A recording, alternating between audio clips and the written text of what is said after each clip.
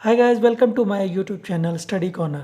आज मैं fundamental of English की सेकंड वीडियो में पार्ट ऑफ स्पीच जो मैं पहले वीडियोस के अंदर मैंने नाउन और प्रोनाउन डिस्कस किया थे।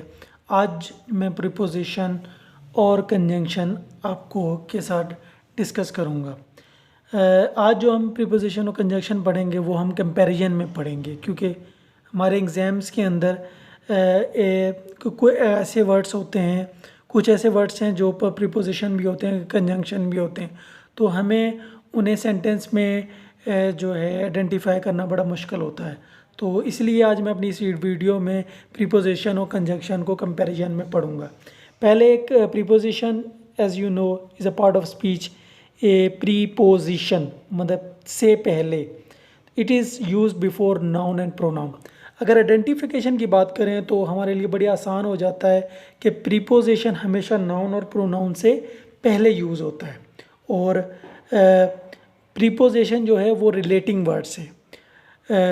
इसके अगेंस्ट कंजंक्शन की अगर बात करें तो कंजंक्शंस जो है वो ज्वाइनिंग वर्ड से। तो दूसरे लफ्ज़ों में कंजंक्शन टॉपिक को बड़ा वफादार टॉपिक कहते हैं। क्यों? क्योंकि ये वर्ड्स को वर्ड्स के साथ मिलाता है, फ्रेज़ को फ्रेज़ के साथ मिलाता है, क्लॉज को क्लॉज के साथ और सेंटेंस को सेंटेंस के साथ। वर्ड्स मतलब letters, phrase as you know is a group of words के जो कोई मीनिंगफुल सेंस ना दे उसे हम फ्रेज़ कहते हैं। क्लॉज सब्जेक्ट और वर्ब का कॉम्बिनेशन को क्लॉज कहते हैं। सेंटेंस, उसको भी हम सब्जेक्ट और वर्ब के कॉम्बिनेशन को हम सेंटेंस कहते हैं। गाइज, इन सब की वीडियोस मैं नेक्स्ट वीडियोस में बनाऊंगा कि इनमें डिफरेंस क्या है। अब के लिए जो है मैं कंजंक्शन डिस्कस कर रहा हूँ कि ये जो कंजंक्शन है वो इन चार चीज़ों को आपस में मिलाता है। ठीक है। सेंटेंस की जब बात करें अगर, तो एक नीचे सेंटेंस है, I will meet him at office और हिज हाउस। यहाँ पे एट हिज ऑफिस जो है ये एक फ्रेज़ है, ठीक है, जिसको हम प्रीपोजिशन फ्रेज़ कहते हैं। एज हमने पढ़ा कि प्रीपोजिशन जो मीनिंगफुल सेंस नहीं देती हो। और दूसरा हिज हाउस, ये भी एक फ्रेज़ है।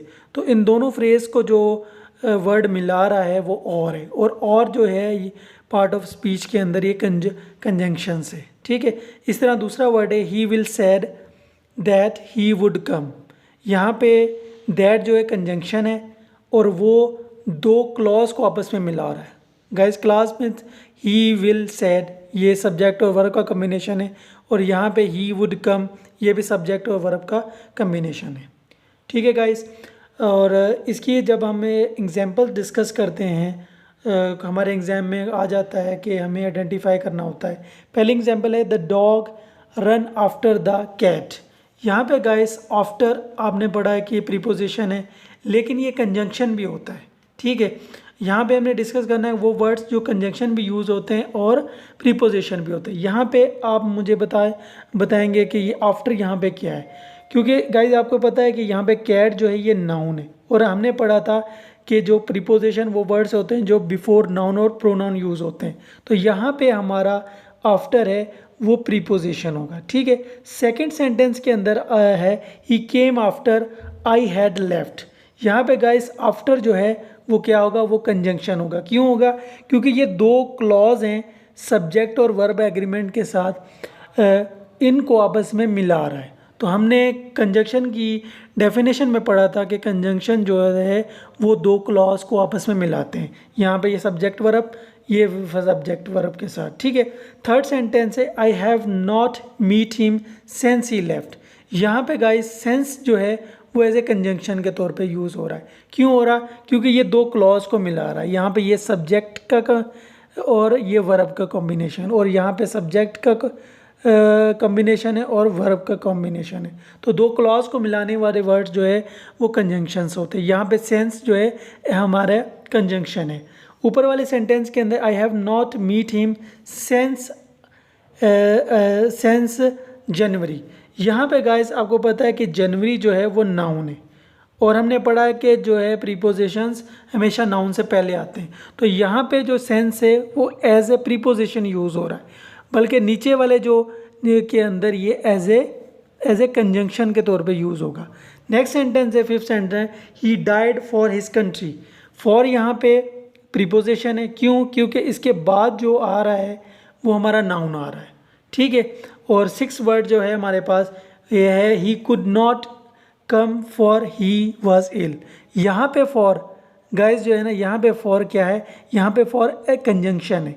जैसे ऊपर फॉर जो था वो प्रीपोजिशन था क्योंकि नॉन से पहले आ रहा था, और यहाँ पे जो फॉर है वो कंजंक्शन है। क्यों?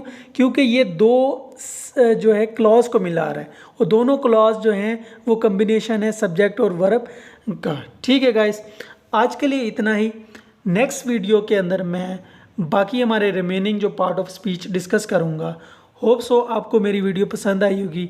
अगर आपको पसंद आई तो आप इसको लाइक करें, शेयर करें अपने फ्रेंड्स के साथ जो कॉम्पिटिटिव एग्ज़ाम की तैयारी कर रहे हैं, एफपीएससी के थ्रू, अदर जो पब्लिक सर्विस कमीशन है उनके थ्रू। ठीक है, थैंक यू सो मच।